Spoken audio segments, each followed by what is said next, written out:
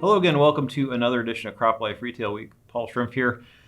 Eric Svilagoy is having fun in DC at the Environmental Respect Awards program, so we won't see him this week, but we have a special guest who some of you may have seen over the course of some conferences and shows that we've sent him to. It's Thomas Skernivitz. He's our managing director, or managing editor. He's not our managing director. You'd be my boss. That wouldn't be right. That'd be nice. That's okay. You tell me to go away. So welcome, Tom. Thank you. I'm managing editor. I've been here 19 months now. Yes. It's gone super fast. Yeah. We needed some big time organization here because we're a bunch of slobs, and he came in and really just has kind of straightened out our print production, helping with our digital production now, and also getting immersed in the market. So you get to travel a little bit and find out what's going on and so forth. So we appreciate everything you brought to the table, Tom. Thanks.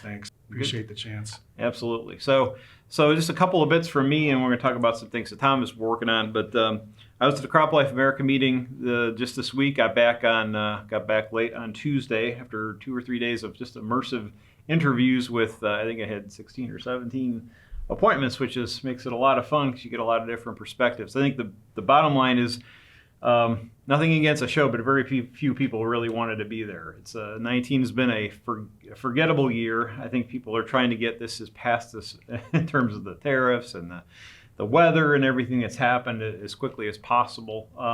There weren't a lot of bright spots. I think in general from the retail side, we're hearing the same thing we heard from the top 100 is majority did okay or actually even a little bit better than they did last year.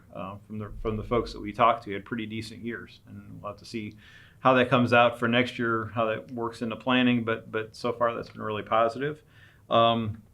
We learned a little bit more about the BASF and their weed eradication program, which we talked about last week, which seems like it's very interesting. I think one of the most interesting takeaways is there's a lot of stuff happening with data. Bayer is kind of launching a program that's kind of they've launched it in a trial form, but they're talking about outcome-based pricing, where they're trying to guarantee outcomes with farmers and will pay back if the performance is not up to snuff of a product. And a lot of it's based on data and data that's been collected and whether or not it's meeting its performance strides. And then you've got announcement from Growmark just recently, just came out this week, about a program that they're working on that if growers use a certain type of regimen of planting and so forth, that they're getting a certain amount of guarantee in terms of the outcome again of the crop. So it's interesting. We're seeing data applied in those kind of ways as well as others. So there's a few interesting takeaways from the conference. But wanted to give you a chance to talk about some of the things that you were working on. You were at the MAGIE conference in August, and so you were real busy. So I was, yeah. When I was started to be managing editor, I was supposed to do the nuts and bolts of production, and there's not much traveling involved. Mm-hmm. Well, I think we all know how that goes. You wind up traveling a lot, and that's actually a great thing. I like traveling. I love trade shows, and MAGIE 2018 last year actually was my first trade show with CropLife, and I loved it. Obviously, seeing this technology up front for the first time was pretty daunting. I mean, there's some really amazing stuff out there. So for the second year, we not only sent you out, but we sent you out gathering additional information. Yeah, my task this most recent MAGIE was to take a camera and video, actually the same camera we're shooting on right now, go from exhibitor to exhibitor and just video them.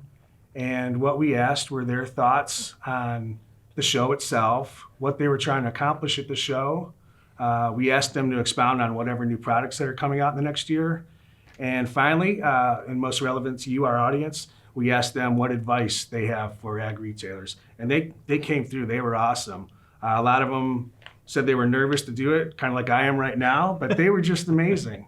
And you can see the final results of that.